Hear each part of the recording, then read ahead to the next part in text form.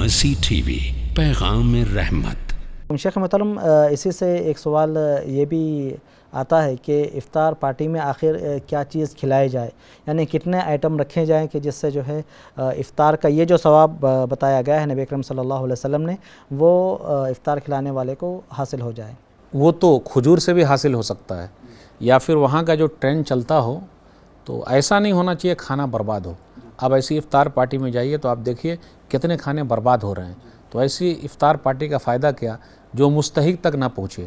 افطار پارٹی کا مطلب یہ ہے کہ ہم روزہ دار کو کھلائیں، افطار پارٹی کا یہ مطلب ہے ہی نہیں کہ ہم جو روزہ دار نہیں ان کو کھلائیں۔ یہ کہاں سے چلا آیا؟ اور آج کل ہو ہی رہا، دیکھ رہے ہیں کتنے کھانے سب برباد ہو رہے ہیں۔ اللہ ہم سب کو صحیح سمجھ عطا فرمائے۔ اسراف ہے، فضول خرچی ہے، دکھاوا ہے، ریاکاری ہے، تو اپنے عمل کو ریاکاری اور دکھاوے سے دور رکھنا چاہیے۔ مرسی ٹی وی کے مزید ویڈیوز کے لیے ہمارے چینل کو سبسکرائب کریں اور بیل آئیکن کو کلک کرنا نہ بھولیں۔ جزاک اللہ خیر۔